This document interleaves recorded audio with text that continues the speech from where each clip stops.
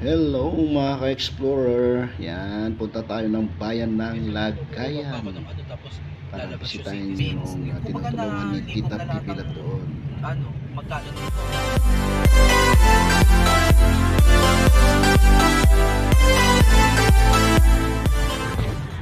So ayan mga kababayan, nandito na tayo ngayon sa Baybayatin, Lagayan Abra. Yan, doon sa banda doon mga kababayan. Kahit nga minsan Yan, yung ginagawa nilang flood control.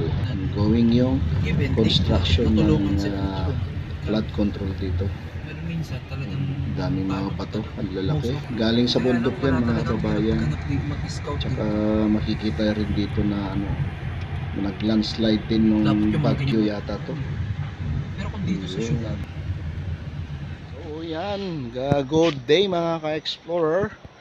Welcome to my YouTube channel, Tercio the Explorer. Yan. So nandito na tayo sa barangay barangay ba to? Baybayatin, Lagayan Abra. Kasama natin si Sister Toy at si Sir RJ Coppers Vlog. Yan.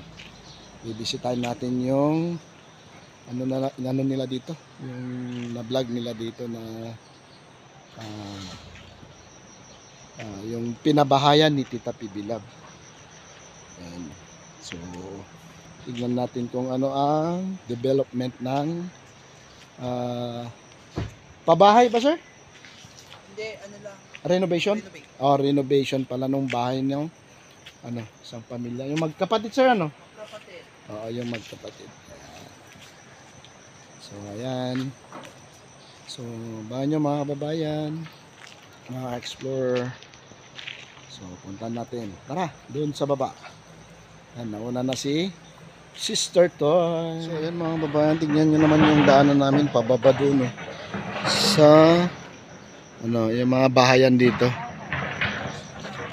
So ayan, papababa na tayo mga kababayan. Step natin, tapos ito yung hawakan.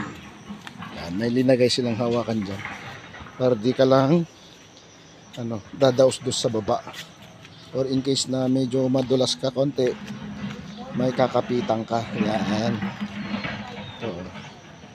Going na mga construction nila dito mga kababayan sa mga flood control. Ito yun, pababaw. So ayan, first time ko ulit na pumunta dito sa dito ni Tita Pibilab, yung tinutulungan dito. So titignan natin kung kumusta na yung pagre-renovate ng bahay ng magkapatid. Pero dito mga kababayan ay nagawin ako dito, napunta na ako dito sa lugar na ito. Kaso way back pa to, 90s, mga 1994,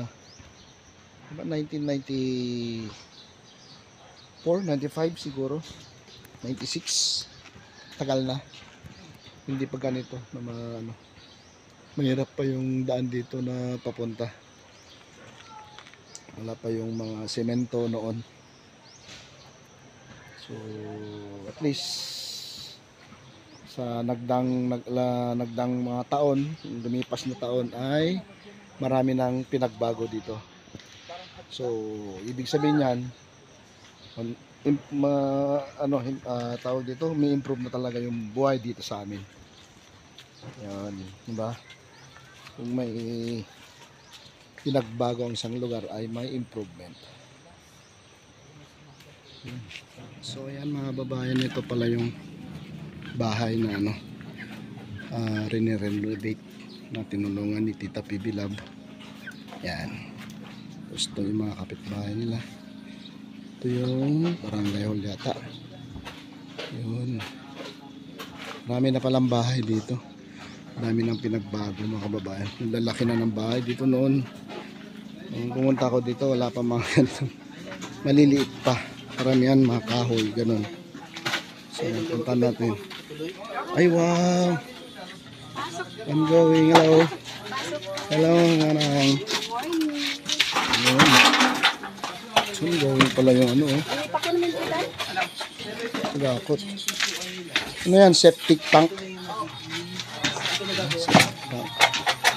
Yan. Konti pa lang ng bahay doon dito eh. Yan, punta tayo sa bahay ni Ate Mercy, yung kilala namin, kamag-anak namin. Ito. Yan. Puntahan natin mga kapatid. Dami palang bahay dito. Oh. Sir, siya si Kuya lang. Bali silang bahay nila Tita Sir. Kami lang yung helper. Anong tawag ito yung nagpada? Ang may magaling dito sir, yung ganito. Talagang Ito yung nagpagawa niya to, tita, si ano? Bale, ano Papa sir? mo pa? Oo sir, yung pension pa ni Papa nila, yung SS nila, yung... Ayun yung ginamit. Oo sir, nung nakuha na yun, sabi ko, gawa na lang natin sila ng bahay. Pero ito dati wala pa talaga. As in. As in zero talaga to. Oo sir, wala talaga. Magkano ang nagastos mo dito? Umabot din ng ano to sir, ng 30. 30,000? Oo. Wala, ang laki Kasi, na. bale, 30 na lang sir kasi yung mga, kasi labor sila. Yung mga pamangkin Oo, nakatipid sa sila, labor. oo.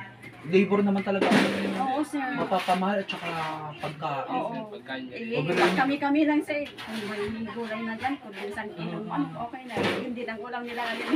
Eh pagka kumuha ka ng ano mo, kunwari 2 mason, iba ang rate nun. Talaga na safe. 500 ka mo sir. Eh kung 4 yan, 2,000 isang araw. Di ba? Eh Tapos, dito lang maka...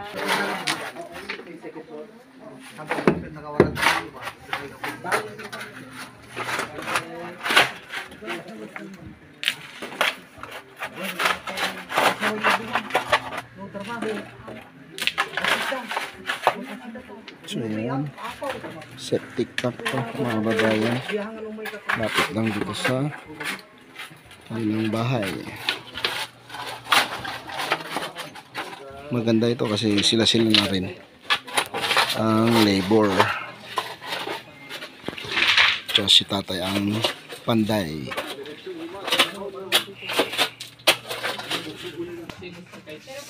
Ilalagay dyan sa kuya.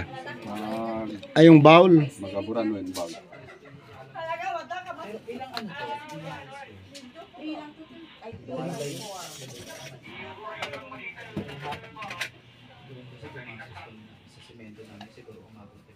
Ay 3 to, ay 1 to 3 tapos 3 to 5 sir.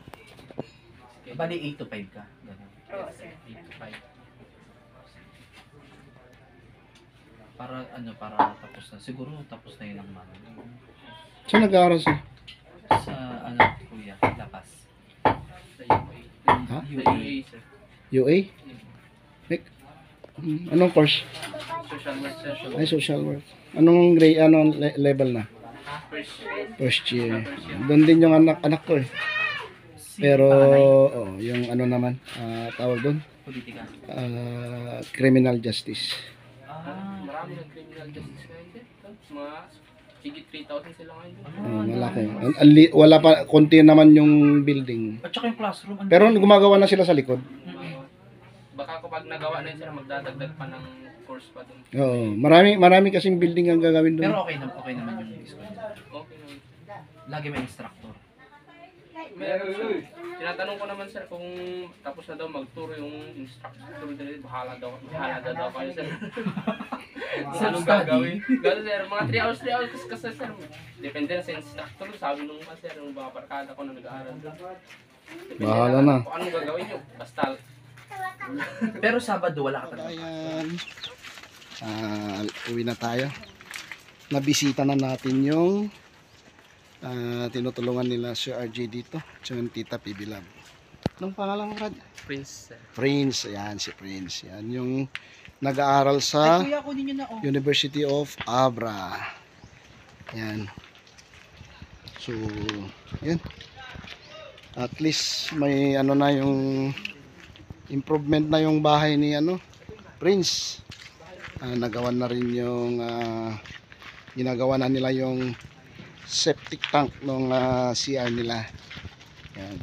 Tapos sunod yung kwarto. Yan. So ba mga babae yung mga iba pang development sa bahay nila Prince. So ito yung mga babae, no? Nandito ito. Yung simbahan nila, mga babae, nawasak. So ito yung ilog. Ayan. Tapos may ano na pala dito, school, primary pa. Yan, ito yung ano ka sa kanila. Yan, banda dyan mga babayan ay ilog na yan. Yan, hanggang doon. Ginagawa na nila ng flood control para pag lumaki man yung tubig ay hindi lahat dito pumupunta. Kasi dati noon dito mga kababayan ay nandito yung ilog.